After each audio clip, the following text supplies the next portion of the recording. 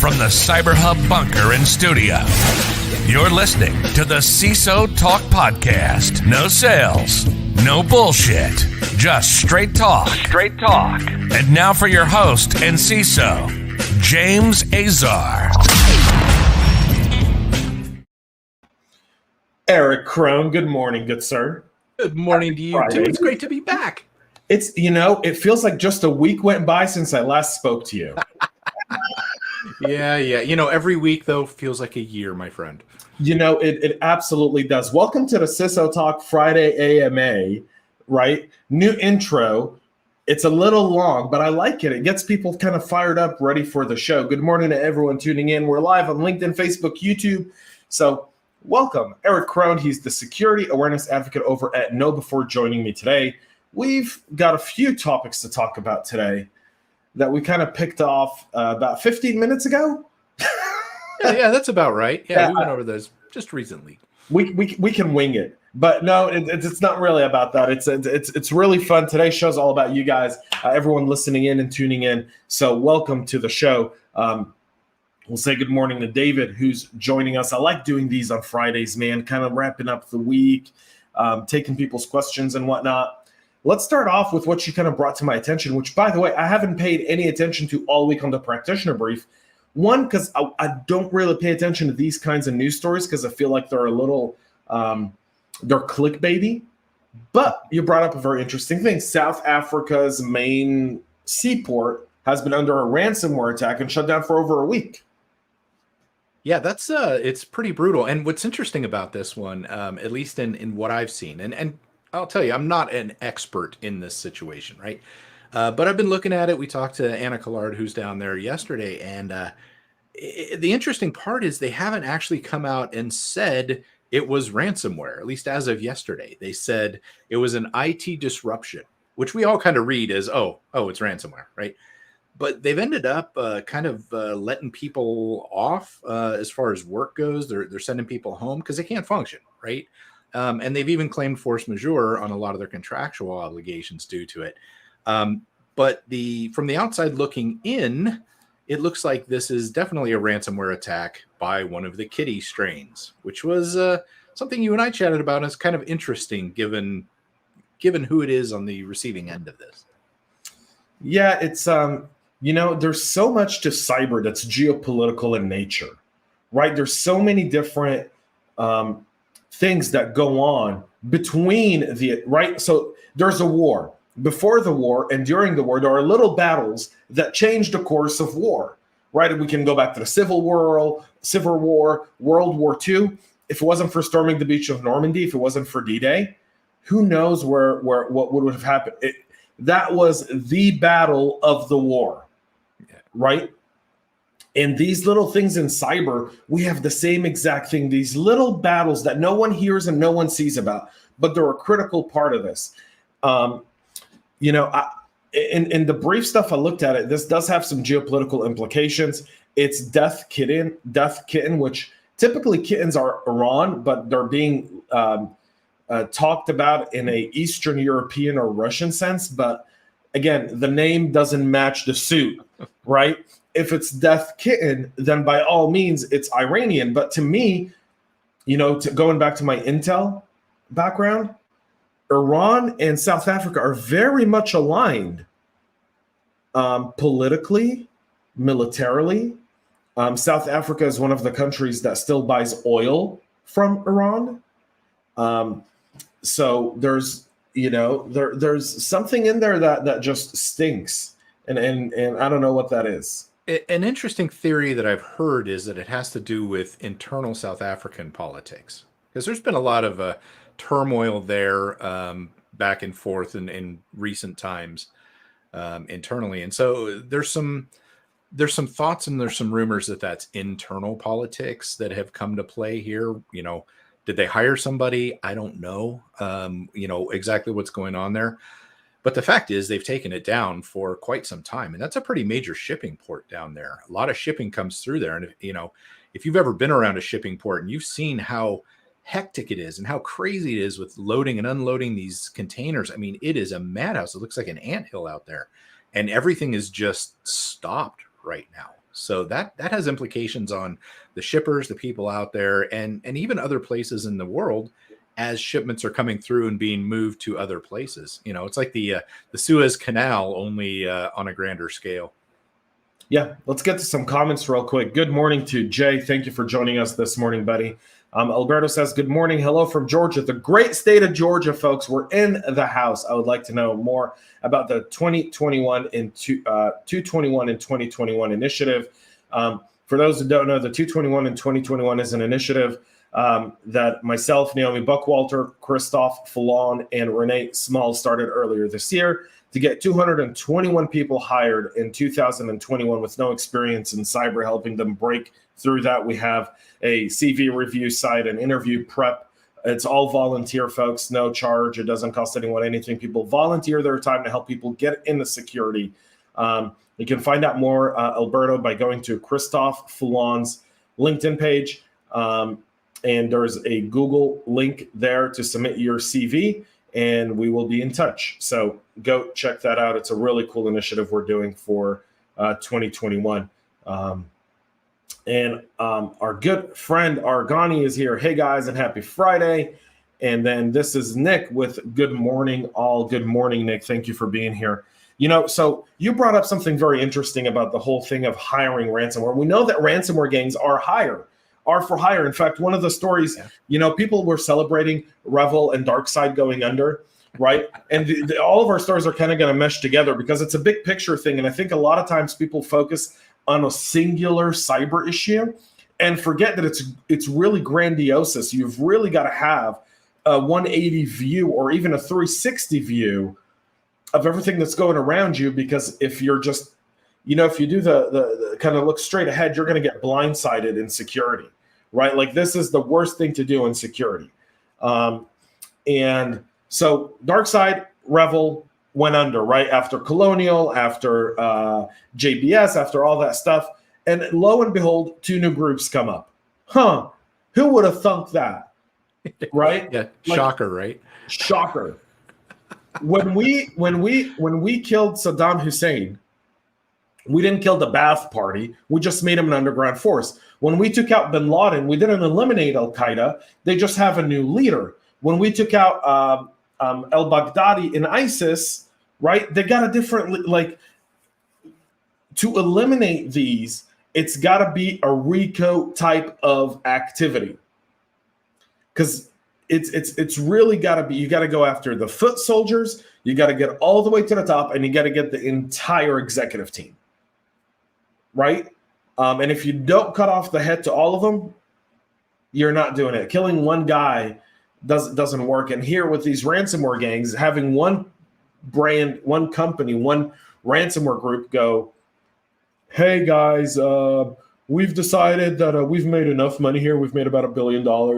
We're all going to retire and go sit on our beaches in St. Petersburg or in, Hong Kong or wherever and just, smoke hookah and drink vodka. Well, it's not exactly. A lot of people want to make $1 billion too, so they're going at it. You're right. And the interesting thing is, even if we were to do a RICO type action and take out the entire group, there's somebody just waiting to step in. Yeah. There's no shortage of that anywhere here, right? But we've seen coordination with some of these groups. You and I may have talked about this with the Guess issue. The clothing manufacturer, they got hit with Qbot, which is basically a botnet type thing. They got rid of that, but then months later, they all of a sudden get hit with Revel. And what we find out is that they were working together, much like Qbot and DarkSide was working together previously. Now these groups are working together, and so now after the Kaseya thing, they've basically, Revel's gone quiet, and Kaseya ends up with the decryption key. There's a whole question about how that all went out, but they went quiet and just kind of went away. But yeah, they're not gone. Not by any means. They're going to come back with a different name. They may even employ some slightly different tactics based on what they used last time. That's part of the problem with these groups is they're smart. They're really, really good at what they're doing. And they take what they learn and they apply it in a real world sense. So who knows what the next group's going to end up being? Yeah, I think the big story this week, right, was the Iranian catfishing a bunch of defense contractors with the infamous Marcela Flores, right? Which we'll get to here in just a minute. I want to give a shout out to Melvin. Is there a master list of all ransomware thugs? I think MITRE has a master list of all APTs, right? Possibly. Yeah, I'm not aware of one that has everybody on there. I mean, I've bounced around in some of the dark web forums, looking around and finding out where they go. There's a wiki on the ransomware leak pages Uh-huh. where they basically, post up all the this is the proof of our our theft sort of stuff. There's a wiki on that. I know it doesn't have them all, but there's so many of them, and large and small out there. It's just and they're all part of a network. Like, I think what a lot of people fail to understand in ransomware gangs is they operate in business units. So I got to spend some time with law enforcement several years ago, and in one of those conversations we were having, we were looking at an operation of a specific cybercrime group. And I got to be careful about what I say here. This is still in court, so I got to be a little mindful, folks. So if I'm being vague, it's only because I can't talk about it. I promise you, when I can and will, I'll share it with all of you. You guys know I'm an open book. So we started looking at their activities across different nation states, right, and across different countries. What we started discovering was they employed some very smart people to do very good work that had no clue that the work that they were doing was supplying cyber criminals in a different nation state the ability to launch cyber attacks. So these guys had offices in different Eastern European countries. They had legitimate companies. They hired legitimate entrepreneurs. They went out and paid more than the market value to get some of the smartest people if it came to data scientists, vulnerability scanning folks, even marketing and human behavior people. And they would give them projects to build models and do research. And then that work was being bought by the ransomware group that would then use it as part of their attack vector. And I think until I saw that, right, I didn't quite understand the enterprise of it. And I think that enterprise is huge. You're talking about even on the scale almost of like think tanks that nation states do. Yeah. Where we end up funding these think tanks to come in and come up with these great ideas, these great tactics, these great, ways to do things. And it sounds to me like you're almost talking about that think tank type of idea right there. Yeah, it's not only a think tank type of idea, it's and all of these different companies didn't know that the other one existed. So meaning I've got a company in Europe in place A, completely legitimate, friendly country. And I've got an office with 15 employees, and they're doing only this. And I've got an office in country B, and they're doing this. And I've got an office in country C, and they're doing that. I've got an office in D, E, F, you name it, all across the EU and Eastern Europe, right? Including North Africa, including parts of Southeast Asia. And they're all doing different parts. And then all of that convolutes to somewhere.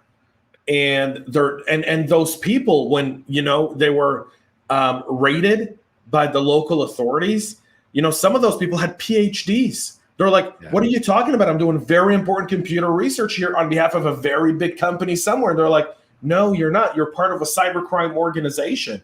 And those people go, no, I disagree with you. Well, we see the same thing with using people under false pretenses and money mules. Right. We see that all the time in the scam stuff and the laundering of money and things like that. You get these Craigslist ads that promise all these things, and you get this stuff, and then you do and there's money transfer and all this, and they think they're doing legitimate work. They think they're actually working for a company when they're doing this, when in fact they're doing the work of laundering money for romance scammers and scammers of all types out there. Yep. They don't know. They really don't. And truthfully, how could they know, or how do you spot the legitimate from the fake? because those companies you're talking about are going to be very well established when they try to go back and look at them. They may not dig super deep, but they're going to see the websites. They're going to see this. They're going to see that. It's not going to be like a named company that doesn't exist if you Google them. So, how do you end up protecting yourself from that? That's a tough question to ask. It's a tough ask. Let's get to some comments. We've got a bunch of really good ones. Cool. Brian Kane, loving this episode. Thank you, Brian. Thank you for spending time with us this morning. Matt Lee is here, folks. Good afternoon. It's good morning, sir. Where are you? Where it's afternoon. What are you doing? Are you in a foreign nation, Matt? Good morning to Hart Shill. Thank you for being here. Happy Friday indeed. I love Fridays, man. So Jonathan Burns has a very good comment here. He goes, I feel like the major issue is the thought that even taking out all the criminal gangs would end the cyber problem. The real issue is an idea, and ideas are like a hydra. The more you attack it or take off its head, the more it grows. Well, I'm not saying ignoring is a solution, but a more innovative tactic seems to be needed. We talked about the hydra angle just before the show, actually, and that's a good way to look at it. Now, what's also interesting is let's talk about the REvil thing for a second here. When they went quiet, there were some issues that come from that, because we very much know what some of these folks are doing. There's people in these groups that are tracking what they're doing. We actually have intel on these groups. And then when they go quiet like that, we suddenly lose visibility of what it is they're doing, what kind of attacks they're planning, what kind of capabilities they have when they go silent like that. And so it's interesting. There's actually side effects that are negative when these groups start shutting down like this. Now we have to infiltrate the next group so that we have threat intel from those groups. And, he's right. It's not going to go away. And sometimes the enemy is better than that you don't. I don't know. You got to create a deterrence, right? There's no deterrence today. I put a very provocative post and I said, should companies be allowed to strike back? That was my post on LinkedIn. That now we're building a panel of, like, we're literally going to do a panel. I've had so many people reach out to me and go, this is great. We're hoping to get Chris Ingalls and Gadi Evron and a bunch of really, really smart people from all across the globe to talk about, should the government let companies in a private-public partnership take the gloves off and say, you come after us, we're going to come after you. You're just as vulnerable as we are. Because if those people who do this, right, they know that you and I are sitting here, Eric, and we can't do jack nothing. So if I know you're never going to hit me back, I'm going to keep hitting you, because there's very little downside to me. We'll get to more of that here in just a moment. Let's get these comments. Happy Friday to the awesome Igor. Igor, thank you for being with us this morning. Good, sir. Matt Lee says, and you could convince the players that they were doing the work in the guise of protection modeling. Yeah. Talking about the earlier comment where we're talking about where these ransomware gangs have businesses set up all over the globe that are legitimate. There could be some right here in the U.S., and people are working and don't even know that that's what they're doing. And Tom says, it's so easy to social engineer people into doing things they did not expect. Most people are horrible at due diligence. People are lazy at due diligence. People do a Google search, look at page 1, go, never seen anything. Yeah, you're never going to find anything on page 1. You got to go to page 3. That's where you start to see stuff. Or use DuckDuckGo and you'll see everything on page 1. Matt Lee says, the answer is uncategorically yes. Talking about, taking the gloves off. Yeah. It's interesting. I saw an article not too long ago. I think it might have been this week, and I was just trying to find it real quick. But I want to say it was China that said that the U.S. is like a hacker's mecca or something like that. They're basically flipping it on us and saying that we're an attacking country. Typical Chinese propaganda. Yeah. Well, I mean, is it true? It's true, though. But I mean, part of it is true. Yeah. Yeah, but we talk about taking the gloves off. Maybe we're already doing some of that. I mean, there's no doubt we're doing offensive measures in some way or shape or form. We'd be ludicrous not to do some offensive measures when everyone else is. It's just a matter of where do you draw the line on ethics and all that. That's a whole story that could get kind of ugly, man.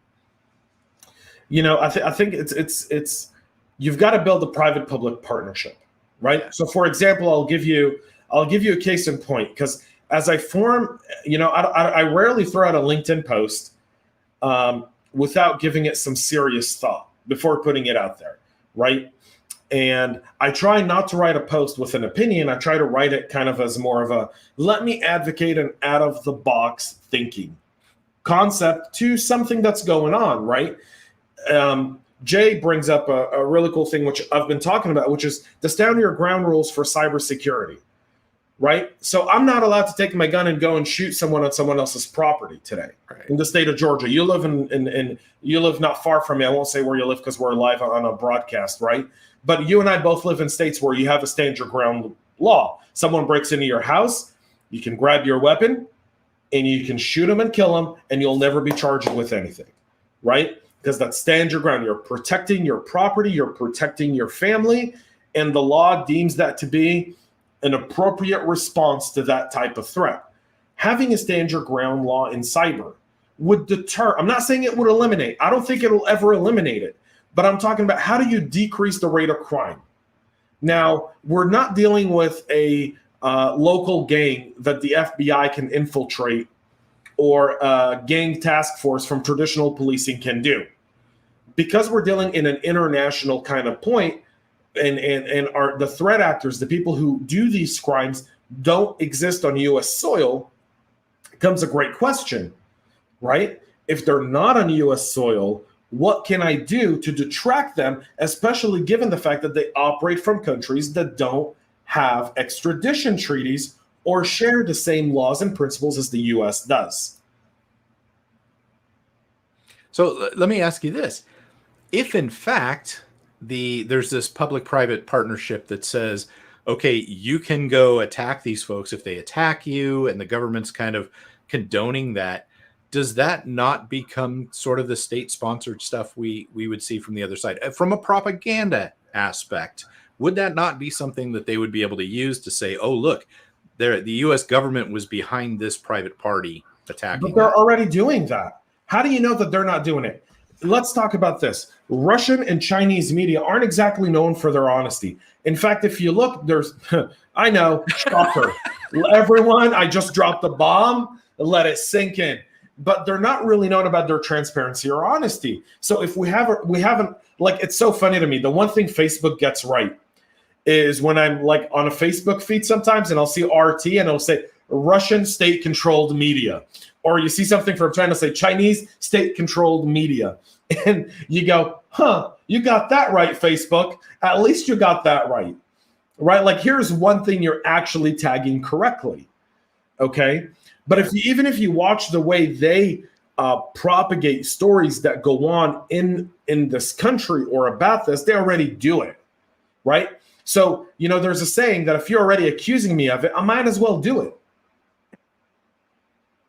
Now you sound like my teenage kids, man. Let's get to some comments here. We've got people are really chiming in on this one. I think we've triggered. So, integrating security awareness training should help users become more educated. Very much so, but awareness is human behavior. You still need technology, and you still need to have some, I think, offensive capabilities. And I'll argue too. I mean, obviously, I'm from an awareness place, right? But let me say this: it's more than awareness. We have to change behaviors. We have to change culture. Exactly. It's more than just being aware of something. And that's where I think some folks get it wrong. We think that if we just put the information out there, that people are going to change their behavior based on that. But we have to go further than that. But I agree. I mean, it's a start. In order to do that, we have to make them aware of things. It's just, how do we do this? So Tom says the panel will be awesome. Problem is, most attribution is hard. We've seen people wrong or partially wrong over time. Again, very true. But I also know that if there was a private market, if let's say, for example, a bank that invests about $1 billion a year in security goes out and hires 15 graduates from the NSA that are very smart offensive cyber operators, because those people do exist. They just stay in government because that's where they only can do the cool stuff. But if they can go into private market, and they can go and work for one of the larger banks. And now that bank's getting attacked, and those people actually know how to calculate attribution, have the security clearances to connect with their government counterparts. And like I said, I'm saying private-public partnership here, right? That might be something very, very interesting for a lot of people. And it might be a deterrence. It might take away some threat actors who go, I'm not messing with these guys. They're gonna blast. They're gonna come after us. They're gonna, and I've got stories. I was, my wife and I, we went out last night, and we went out for a walk, and we're talking, and she goes, I was listening to your podcast, and I'm like, my wife listens to my show. Wow.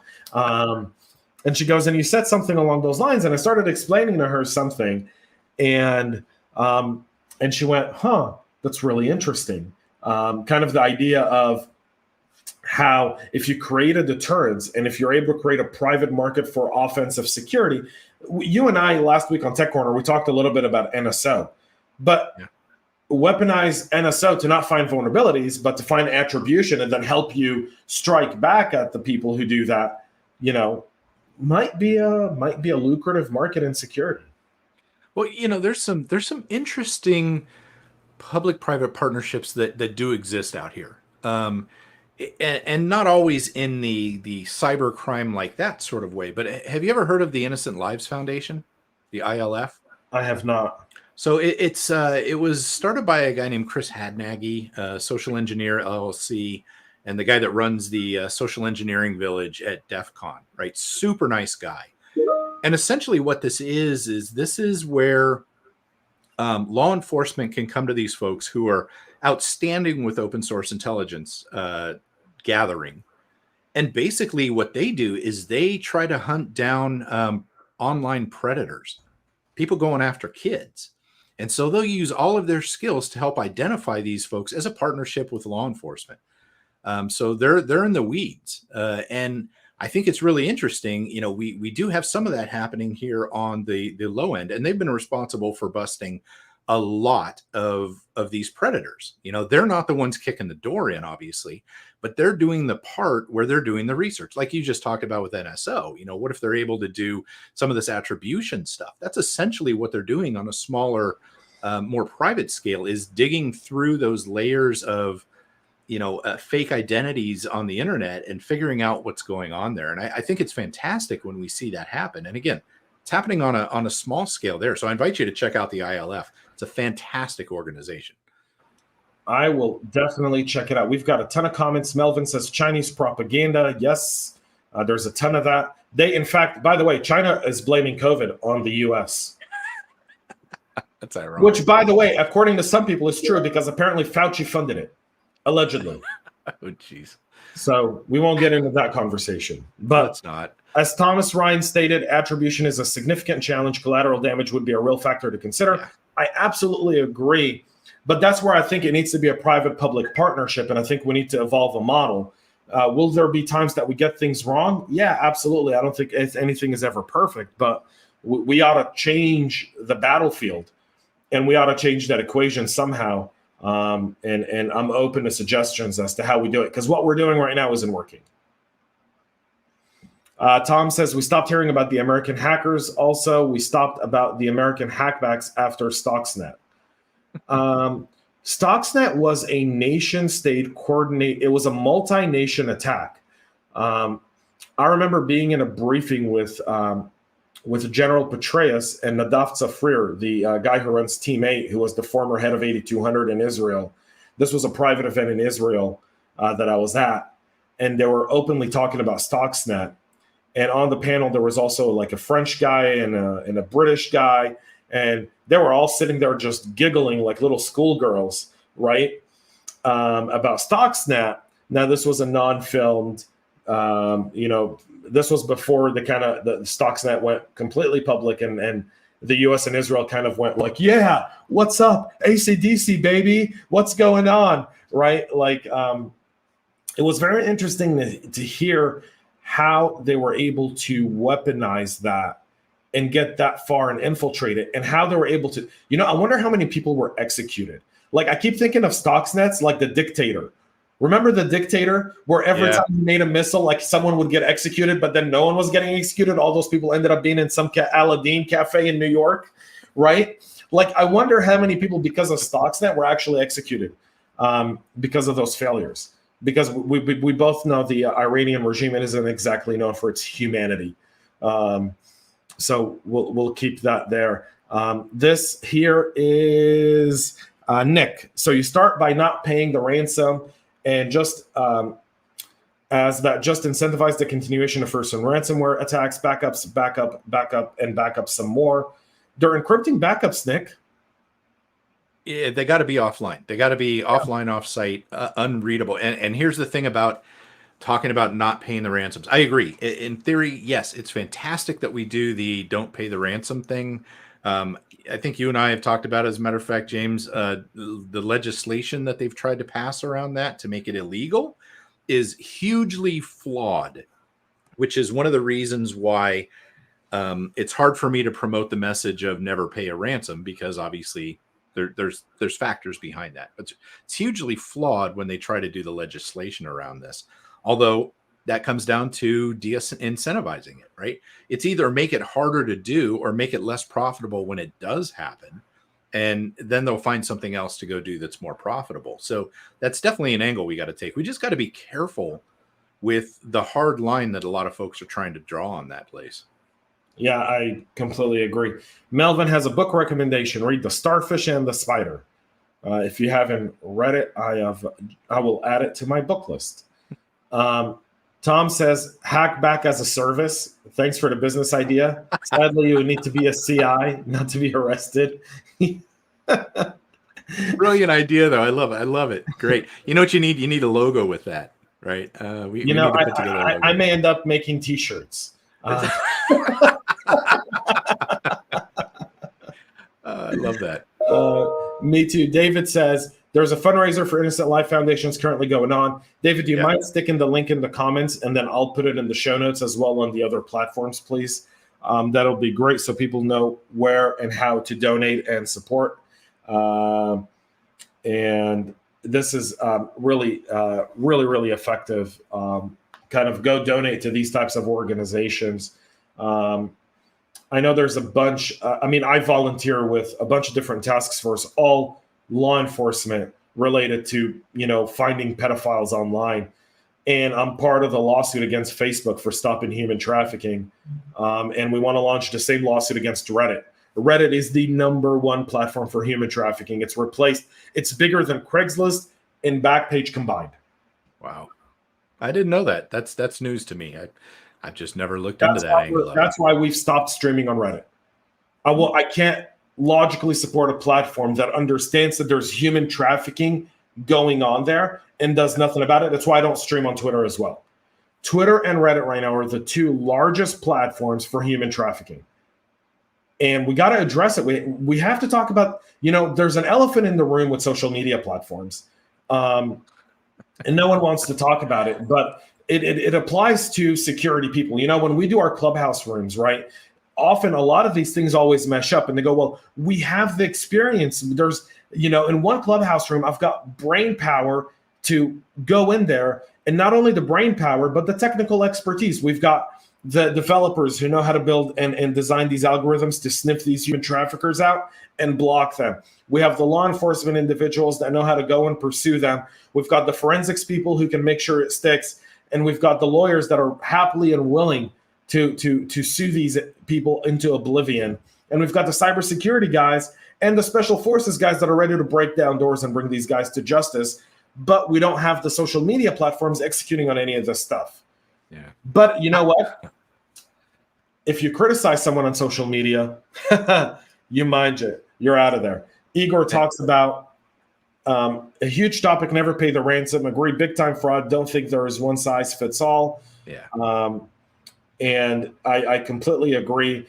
David is posting the link right now, folks. If you want to donate, I'll put it right here on the screen so people can see it. And I'll just go to justgiving.com, crowdfunding /crowdfunding/info step. Again, that's justgiving.com/crowdfunding/info step to donate to the Innocent Lives Foundation. Thank you, one, for bringing that up, Eric. I was not aware of this foundation. David, thank you for mentioning the fundraiser and putting in the link.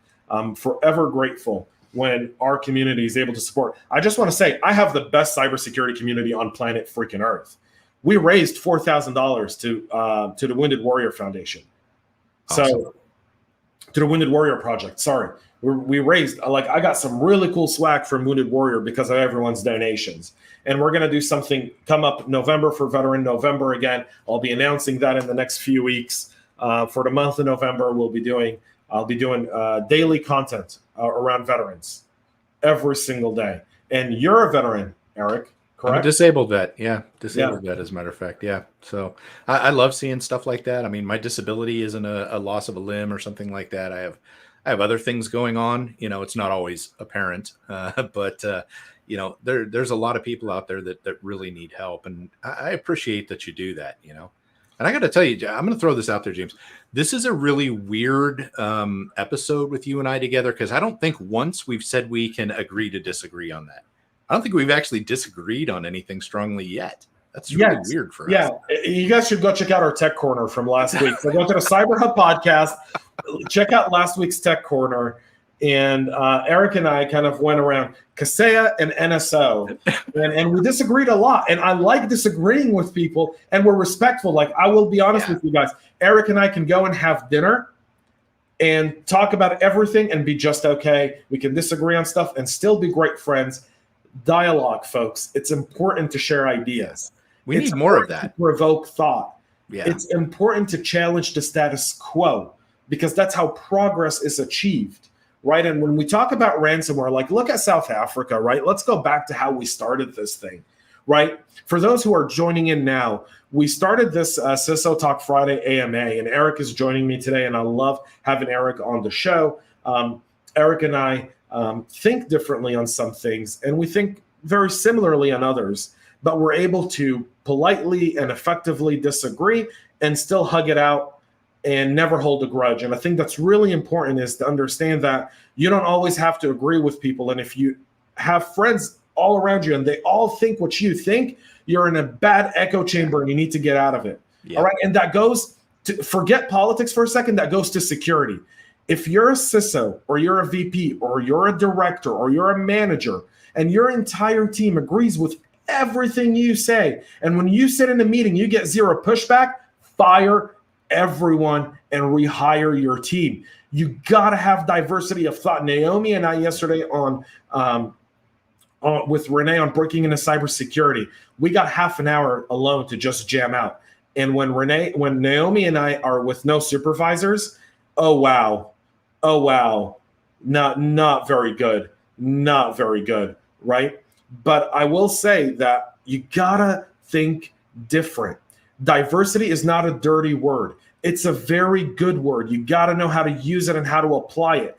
Diversity of background, diversity of thought. That's the diversity you need on your team. Does it mean that you got to hire different races? Yes, it does. That's absolutely what it means. And there's nothing wrong with that. We're not saying don't hire someone because they're less qualified for a role. Hire people who are qualified but bring different backgrounds into the roles that you need, so that you think outside the box, so you're better equipped for those things. If I sit in a room and everyone agrees, I get up and leave. Yeah, worst boss I ever worked for, worst boss ever by far, was one that only wanted to hear people say, "That's a great idea, sir. That's a wonderful idea, sir." Yeah. And my position was eliminated because I'm not very good at saying, "Oh, that's a great idea, sir," when it's not. It was a horrible thing to see that happen and continue to happen, but it's far too often out there. It's something that perpetuates. It's an ego-id thing, I think, where people like to hear. Political. Everything's become political, and that's the problem we have, folks. And I want to challenge our community to look beyond that, to start looking at it from a really valid perspective.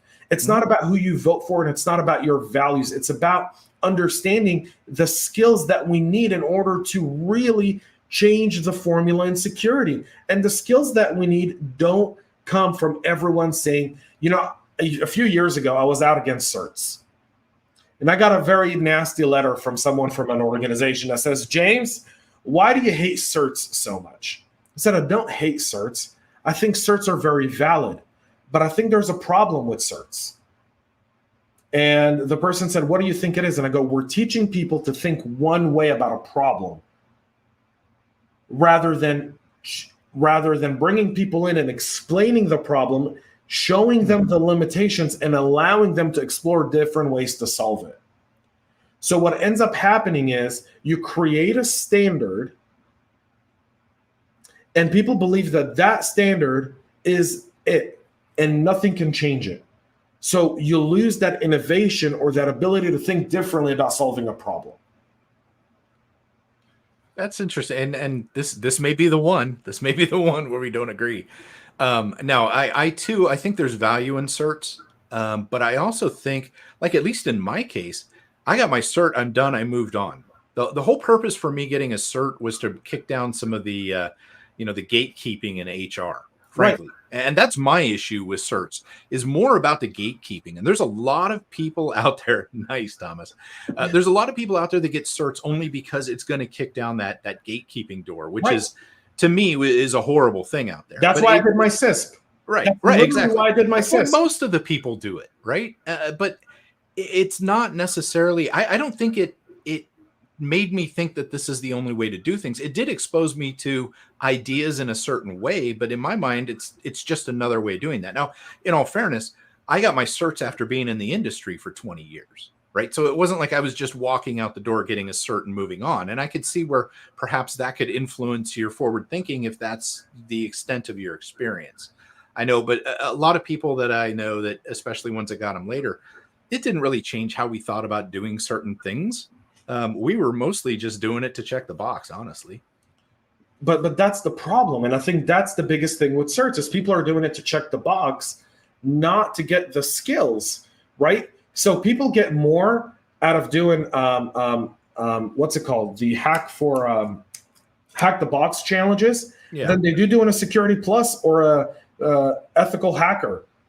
They learn more doing that than they do getting those certs, but they pay those certs a lot of money, and sometimes money they don't have or money they're borrowing, right, in order to get in the door. And that's, someone asked earlier about the 221 and 2021 initiative. And part of that initiative that people don't see is, I can't tell you how many HR calls I do a week with HR managers and big companies that I say, listen, you should really take off that cert requirement. Say it's a nice to have, it's not a requirement. Yeah. But if you don't have it, it's okay. If you've got any experience doing any sort of red teaming, blue teaming, purple teaming, we'll take it. Send us the link to your Hackbox account.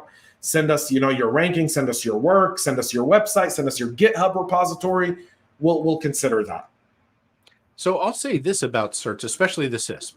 Okay, it's not perfect by any means. Not at all. One of the things that I do like about it, though, is it is so broad in its content that if somebody has got the CISSP, they've at least been exposed to things that they may not otherwise be exposed in their roles, right? We get into our niches, and that's what we do. Right. Okay, but it forces you to be at least somewhat competent, or at least be exposed to things that make you a more rounded thinker when it comes to security. That's the thing I really actually like about the CISSP, is that it is so broad in its coverage, and it does do that. It's like getting a college degree. A college degree for me, when I've hired people, it doesn't tell me anything about that person other than they've been exposed to other things that people who have non-degrees may not have. Yeah, that's it. I tend to agree with you there. We're doing this wrong, man. Well, no, I think there's, like I said, there's some stuff that you and I agree on, and there's some stuff we don't have to find a method where we don't disagree. But it's so valid what you said is, I don't have a college degree. Now I'm going back to school to get a degree, because if I want to be a CISO for a Fortune 100, right? They're like, hey, James, if you don't, we'd love to hire you, but we have a company policy that says in order to be a C-suite executive, you got to at least have a bachelor's. So I wanted to work for Raytheon. I tried for years to work for Raytheon, but I could never make it past that first thing. I mean, I was the security manager for the 2nd Regional Cyber Center Western Hemisphere, and I couldn't get past the gate because I didn't have a degree and I couldn't even get in as like a regular security role there. And that was, that was the stuff that it drove me to get the degree. Now, ironically, I never applied after I got the degree. But and some of that was, that was me being pissed off that they required it. But it did drive me to get it, and that has become useful, but only for gatekeeping. I want to say this about this live stream. We've been all over the place, but it's a real conversation. We're not. The thing about my live streams that I always say is I hate coming with an agenda. Yeah. I just want to come and talk and react and kind of let the conversation evolve, because we're human beings and we're interacting with other human beings in virtual space. And so I value the fact that you just go along with it. Last week with Alan Alford, we had a wonderful time, right? We were all over the place too. And so much good feedback. I can't tell you how many messages I'm getting on the side here, Eric, of people just going like, what a great program. And so people are really connecting with this, and I appreciate that. And I think there's aspects to security that kind of show you. We started at the big issue, right? Ransomware. Here's all the problems we've got. And we've kind of trickled all the way down through that process to get to the core challenge of why cybersecurity challenges still exist out there. Part of it is the same in the box thinking. Part of it is our idea to not open up our teams to diversity, or looking to bring people into our teams that will agree with us. See, I want good cultural fits for my team, but a cultural fit doesn't mean that you agree with me. A cultural fit means you're able to connect with the culture that my team has, that my organization has, right? But I don't want you to be a yes man. And I like, working with Know Before and all the different evangelists that you guys have on. I think I've been through all of you guys in the last year and a half, right? You guys are all different. Yeah. Every single one of you is different, right? And I love all of you equally except Javad. But I hope that means you don't love him as much, not you love him more. But we can talk about that later offline, pal. I mean, he's my partner every day in our own podcast. I want to give him. I love Javad so much. He's the star of Insider Man, right? Which is like he's a movie star. Every time I ask him, I go, "Were you recognized at a local coffee shop? Like, do you sit with the hat and glasses on?" Right? Oh, I can tell you a quick story about that if you want. Yeah, shoot, man. Okay, so when he first came on board, I actually helped recruit him into Know Before, because I've known Javad for a while. But we ended up doing this trip down to Miami together. Okay, so he flew out here. I was speaking at Hack Miami, and then the next day I was speaking in Dallas. And so we decided to take him along just to kind of see what us evangelists do. So we rented a car and we drove down to Miami. Now, keep in mind, it's about a 4.5 hour drive that took us 12. But we filmed a bunch of stuff. We actually have a video of this, and it was quite fun. But we get to Hack Miami, and we get out of the car. We're valeting the car, and a guy comes up to me. He's like, "Eric, awesome, dude. I've seen your talks. You're so cool." And I'm all like, "Yeah," I'm all puffing up. And Javad's over there like, "Hey," and he's just like, "Oh, hi," and I'm just like, "Ha, people know me." So we walk in the door, and I kid you not, the organizer for Hack Miami goes, "Oh my gosh, it's Javad." And just like praises on him. Here's the organizer, and I'm standing in the corner, and I'm just like, damn it, man. It lasted like 3 minutes. I was one up on him. But it is what it is. It's definitely fun, man. The guy does some incredible videos. Accepted the Risk. That was a good one. CISSP was another good one. They do these parodies through Host Unknown, and I love them. I absolutely love them, because some of them actually really drive home messages. One of their latest ones was the it was about like CEO fraud, I think, and it was fantastic. I can't remember the name of it. I'm gonna kill myself like thinking about this, but it's hilarious. But it gets the idea across, and actually teaches some security through humor. And these videos, it's fantastic. Which, by the way, resonates more than teaching it through fear. Absolutely. Yeah. Let's just get that. Larry says it's Javad's singing voice. It could be. Yeah. It could be. Javad and I have a very cool episode coming up for you guys in the next few weeks, so you don't want to miss it. But yeah, it's very, very fascinating. As we sum up this week, Eric, right, and we kind of, if we get back grounded to where we were, and we've got just under 5 minutes left in the program. If we look at what's kind of been the summary of this week, a lot of ransomware stuff, a lot of, the whole NSO thing, by the way, the very, very misleading headline of like NSO being raided. So I call my guy at NSO, right? And I go, were you guys raided? He goes, no, the Ministry of Defense came in for a visit. I go, really? They go, yeah. They came in for a visit. I go, any computers taken? He goes, no. Anyone arrested? No. Any warrants? No. He goes, why? I'm like, people are saying you guys got raided. He goes, they're morons. I was like, okay. But they weren't raided. The Ministry of Defense did an inspection like they do to any company that exports any sort of weapons. They reviewed their books to see who they're selling to, if they've sold the technology to anyone that they shouldn't be selling it to, which was not the case in their case. But the other part of it was Israeli Defense Minister Benny Gantz was in France about to meet with his defense minister counterpart for the French. And part of their thing was NSO spying on Macron's phone? And they needed to get clarification before the defense minister would actually speak to it that they weren't actually spying. Like NSO wasn't. Not that their technology wasn't used to spy on Macron. Right. That's a different conversation. Go call whoever you think is using the Pegasus technology and, confront them, declare war on them, sanction them. But, so if I use Word to write the document that scams somebody, is it Microsoft's fault? Yeah. I mean, if I'm using their tools, it comes back to that. And so, yeah, we had an interesting talk last week about some of this again. So yeah, it's been a crazy week. And you mentioned ransomware, and I can't help but sigh because so often these days, all we talk about is ransomware, but it's so prevalent in the news. It's brutal, but it's almost disheartening at some point in time that we keep having to talk about this. Yeah. It's to me, that's been ransomware is not, that's why I don't talk about ransomware attacks on my show anymore. Because if I did, I'd fill 10 minutes. All the following companies have been victims of ransomware in the last 24 hours. Yeah. Right.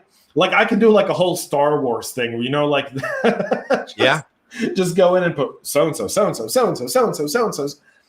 It's to solve our ransomware problem, we have to create two different things. We have to create deterrence for cyber criminals to get into cybercrime. There's got to be some level of deterrence. And I don't know what that is. It could be a hackback. It could, we know that naming and shaming doesn't work. Obama tried it for 4 years, did nothing. But what Trump didn't work either. And I don't know that what Biden is doing is going to stop it. I'll just be honest. I look at all three of the current president and the last two sitting ones, and I don't think any of them had the slightest clue of how to address cybersecurity.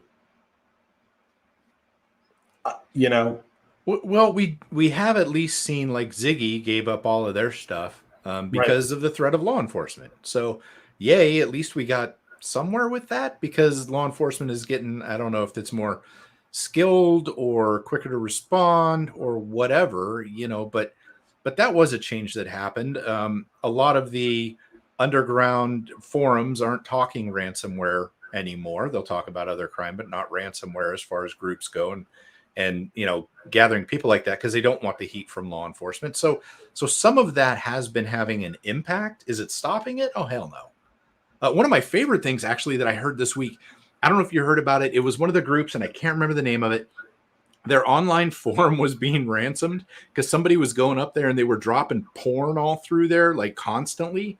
And they told them for $5,000, we'll stop doing it. I don't know if you saw that story or not, but this is a no honor among thieves. They're hitting the ransomware folks forum with a ransom to stop spamming them with porn. I thought that was fantastic.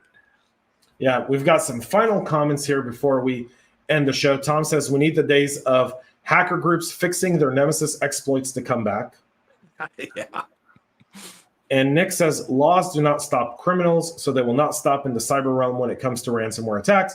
I disagree with you. The laws, punishments, the threat of punishment stops some people from doing crime. For example, if I know that I do X, I've got the risk of going to jail for 20 years, or I'm going to get shot in the head and die. I'm probably going to think 7 times before I do it. And if I do it, then at that point, that's a completely different story, right? I've assessed the risk. And I think that's what we need to do in cyber is, create that level of deterrence to make people think twice before they do something, or make them question something a little bit more. But the laws only work if they have teeth. And we mentioned it before. We can't extradite. We can't charge these folks in other countries. What do? We've charged folks from China, from the Chinese military government, and said, oh, these are the hackers, and we've charged them. What has that done? It's done nothing because it can't have any teeth. Now that may help OCONUS or with groups that we, in countries that we have extraditionary rights with, but it's not going to help on some of these other ones for sure. And it was the Babook ransomware gang, as a matter of fact, that got ransomed. So Babook, yeah, that's awesome. Do you mind send me that link? I'd love to see it. I may, bring it up in our clubhouse room on Monday morning with the other side of cyber. All right, folks, that's it for our live stream today. Eric, thank you for joining us, man. I really appreciate it. Always a pleasure. I really do think we hit some good topics here and pretty much every time we get together. So thanks for having me. I appreciate it. Absolutely. For everyone, for all your comments, everyone who spent the last 58 minutes with us, thank you so much for being part of the program and spending your Friday with us. Later today, I'll have another Tech Corner out. Go check it out in the CyberHub podcast. Yesterday, I had David Nolan on, the CISO over at Aaron's. And go check it out. That's on the CISO Talk podcast. You can find it on the CyberHub podcast YouTube channel or on the CISO Talk podcast channel on your favorite podcast listening platform. Thank you, everyone, so much. Have a happy weekend. Get some rest. And we'll see you again Monday morning right here with the Practitioner Brief. Until then, cheers and have a great weekend, folks. Thanks, Eric, again. Take care. Make sure to subscribe to our podcast and share it with your friends and colleagues. And get all the latest information at cyberhubpodcast.com.